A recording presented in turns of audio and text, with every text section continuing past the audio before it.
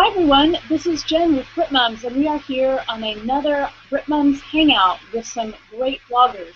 Today we are talking about preparing for family Christmas top mum tips. And we've got 5 fabulous bloggers talking about all kinds of decoration and festive food suggestions and ideas. So we're going to start off with Stephanie from I'm Counting UFOs. Stephanie, take it away. Hiya, I'm Steph from I'm Counting UFOs, and I'm going to be talking about these little dinky Christmas decorations right here. I've been making these alongside my 5-year-old daughter for probably the last couple of weeks now, and they're so easy to make. They're little tree decorations just with some really easily bendable wire and lots of little tiny beads that you can get them in any kind of like Hobbycraft or John Lewis or any kind of haberdashery shop. And what we've been doing is we found a star shape that we could easily bend the wire around, and have just been threading the beads on, and then once we've got enough beads to cover the whole shape, just taking the top and twisting it so that it makes a little kind of hooky bit, and then you can see here I've just been using a little bit of ribbon to secure it, and they look really lovely on a Christmas tree or hanging up on the mantelpiece, or you can use them as presents. We're actually going to make a couple to give to her teacher as their Christmas presents. Those are so cute, Stephanie. Do you put the beads on before you bend it, or do you bend the wire first and then slide the beads on? I actually have been putting the beads on before I've been bending them, because I did try it the other way round, but getting the little tiny beads around the corners it just proved a bit difficult. All right, great. So next we have Andrea talking about her advent calendar, something we should all be getting ready soon. Andrea? Okay. Don't know whether you'll be able to see this or not, but I bought a sewing machine this year, and it's the first time I've used a sewing machine. And I've made Sophie a little advent calendar. I'm not sure you can see it very well. But basically I've sewn all the pockets on, and we're going to do a variety of things in them. Some will just be normal chocolate coins, and then on other days I'm going to make some little scrolls, print out some activities, and we'll do different things. So I went to Hobbycraft the other day and bought some decoration making kits. So some days we'll make Christmas decorations, we'll do some baking, we'll include things in there like going to see Santa, going to see the lights. So she's only 2.5, so things like that are really exciting for her. So it's not going to have to cost a lot, because it's things that we would do normally. But obviously she doesn't realise that, so each morning she gets up and she can open it and see what we're going to do that day, and probably get quite excited over, you know, what's going to be the activity that day, or whether she's going to get a bit of chocolate or things like that. So I mean, that obviously runs throughout the whole of December, so it's quite nice with her being so young and not having experienced Christmas before. It's quite nice to sort of get the magic there and the excitement building up before the big day, and get her a bit of an understanding around what Christmas is all about. I love that idea. That little notes in there saying we're going to go see Santa today, or similar. So as you say, it's not necessarily extra. So when you made it, what is the back part of the calendar made of? Well, I've got to finish it off, so I've not quite finished it yet, but I've got some wadding and just some material, and I'll just sew it around the edges, and then turn it the right way round. So it will be padded, and it's something that obviously we can use year after year after year. When she's a bit too big for wanting to go out and do the Christmas activities, we can obviously just put chocolates in there for her and things like that. So hopefully it's something that she'll use and keep, you know, for a good few years. Exactly. And how does it hold up? Is there like a dowel at the top, or are it? That's what I'm going to do, yeah. I've got to actually do that myself. So I'll just use a loop of fabric, put a dowel through the top, and then tie some string to either end and hang it on the wall. Can I ask a question? Yeah. Andrea, did you buy that piece of? Did you buy the picture? And is it fabric? Or Yeah, it's a fabric, and I bought it as a kit. And basically, it's got all the little pockets printed on. And what you have to do is cut them all out. Obviously, do all the ironing, and yeah, that's the most use my eye gets. Do all the ironing, and then sew them all on individually. But I did it using a sewing machine, so actually it didn't take that long. Cool. So I think Ali's done one before as well, but I think she hand sewed hers. Oh look, there we go. Here's one we prepared earlier. Well, that's fantastic. That leads us right into Ali. Ali, can you tell us about the decorations you've made in the past and are making this year? Oh, sounds like you might still be muted, Ali.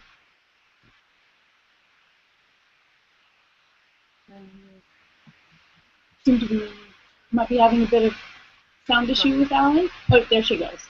Oh, no, you think you'll need to hit it again. Is that fine? That's fine. Take it away. Sorry. Yeah, just like Andrea, I got this actually from the bargain in the crash shop. It was only a £5, so it wasn't a kit, so I had to buy all the extras, but it's material. I hand sewn all mine, and just like Andrea, I've got wadding in mine and a piece of material I found from a charity shop for the backing. I haven't got Darylin on mine. I just pin it underneath a picture. But this year we're going to do a treasure hunt. So each day there'll be a piece of paper inside for a clue to where to find the chocolate. Because mine are 5, 8 and 11, so it needs a bit more exciting than actually having something that's just already in there. I also make these are Victorian style crackers. Again, they're fabric. Inside is a toilet roll, and it's a length of fabric. It's about half of a fat quarter, and I've made some yo-yos to go on top with a button and ribbons. I did these about 3 years ago.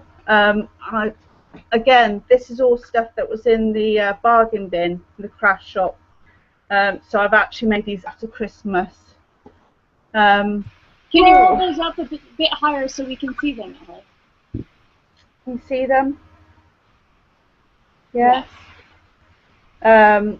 So yeah, piece of toilet roll fabric, roll it up, and I glue gunned it along the seam, and I just got bits of ribbon to decorate it. And these yo-yos are really easy to make, and buttons and stuff on top.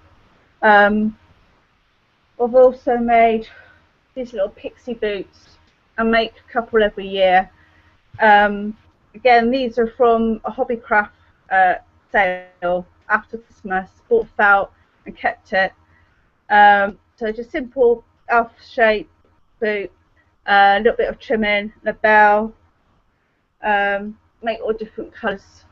There's a red one, green one, and this felt is got snowflakes and stuff on.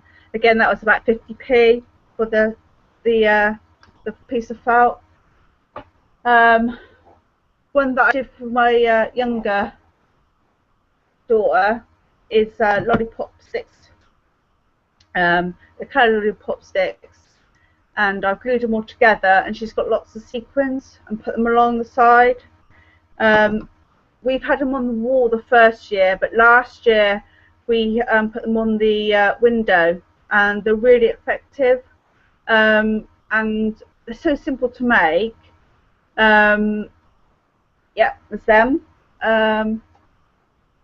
Oh right, I've got a slow cooker, and September, October time, when a lot of people bring me lots of apples around, I make apple chutney. It matures quicker when you make it in the slow cooker, so it means that I can make lots and lots, and by the time it's Christmas, it's tastes really good. I also make mincemeat in my slow cooker. Again, it matures quicker. So this is from last year, so I'll be using that this year to make my mince pies. So for those of us not lucky enough to be invited round to Allie's for Christmas, those are some great tips. And I assume on your blog you have more information about those kind of things, the things you cook and make. Yeah, I make lots of stuff. I don't buy presents from my family. I make hampers, so they have little cookies, after 8 mints. Last year I did sugar plum fairies, which is an old Victorian sweet, which is basically nuts and different dried fruit and honey, and you just clench it up into a little ball. You get some what's that green stuff? Can't remember what it's called, but you put that on top and you make a little plum shape, and then you cover it in cellophane, and they last forever. But they went well, and each year I add something different to the basket. Jams and chutneys as well as my staple. Oh, that sounds amazing. So that is a very good seg into our next guest.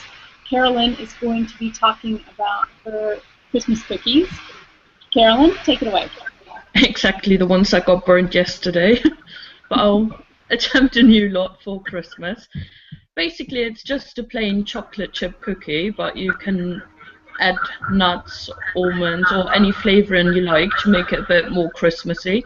Maybe some dried raisins or apricots, and you just bake your cookie in the oven, let them cool down, and then you add a little blob of icing. It doesn't have to be neat or anything, just so that you get the top icing bit of a Christmas pudding.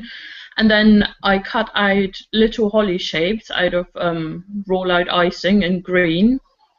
You can buy them ready in the shops as well if you don't have any roll-out icing to hand. And then we add little red and white sparkles to make it look like a Christmas pudding.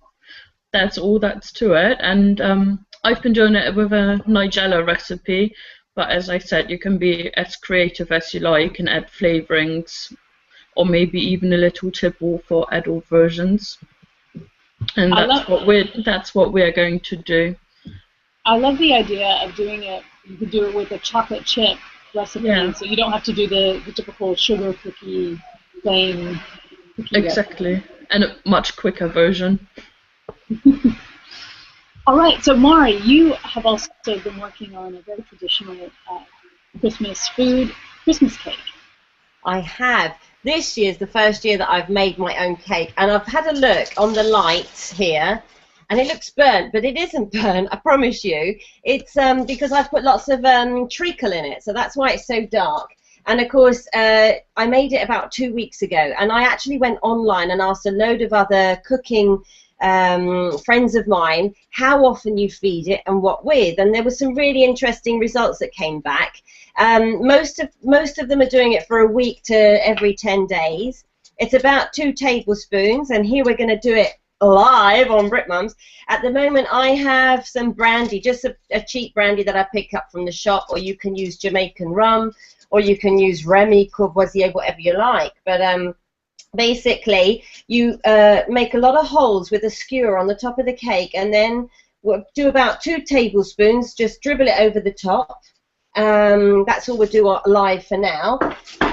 Then wrap it back up again, and the next time you do it, in like 5 to 7 days time, you'll turn it over and repeat the process. So that will all get, I won't do it online because it'd be really noisy, but that will get right wrapped up in paper and then in foil.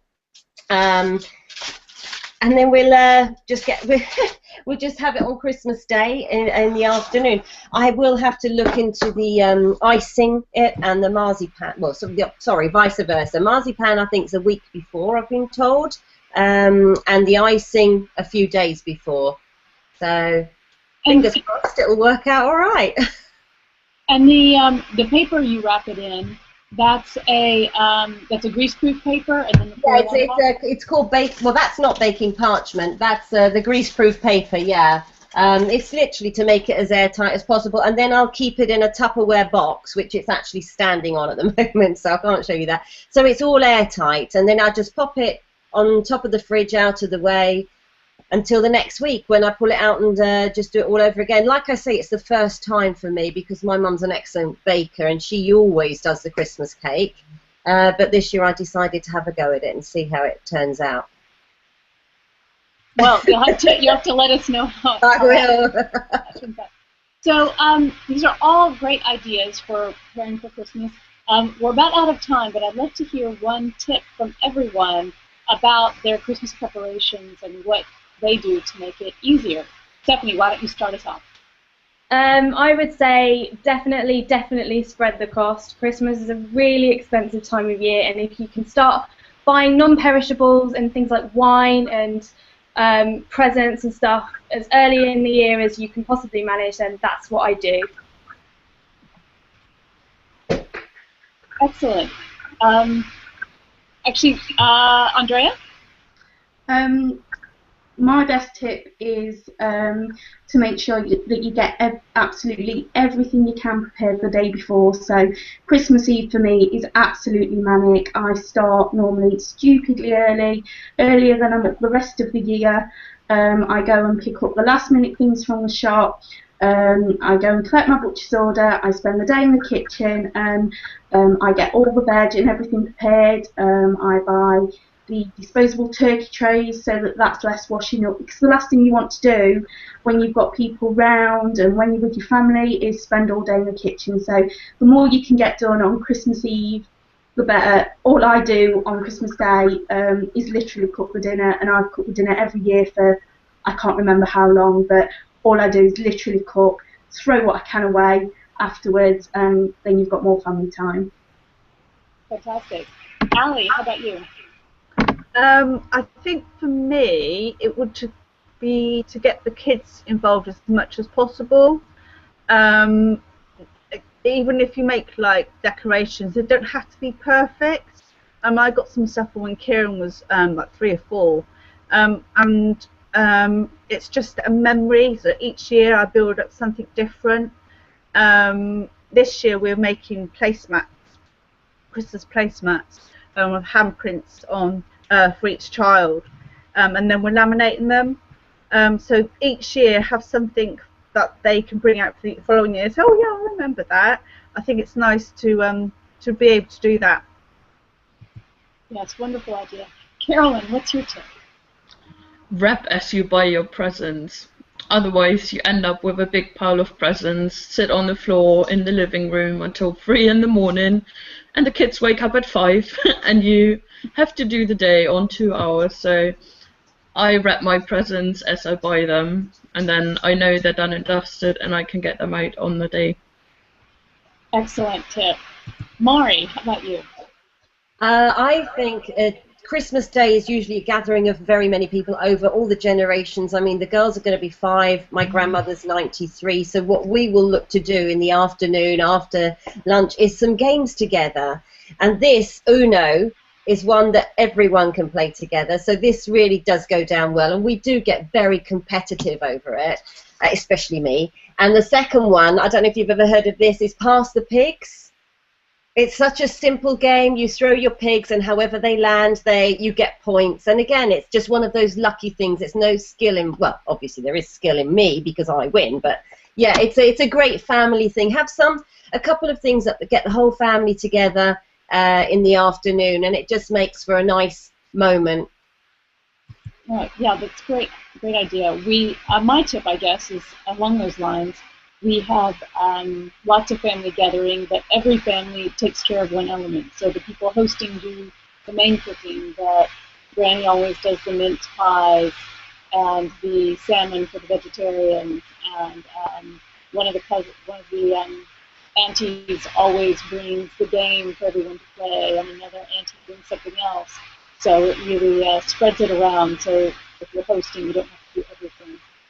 I just want to say thank you so much to our lovely bloggers who joined us today. Be sure and follow them on G+ and check out their blogs.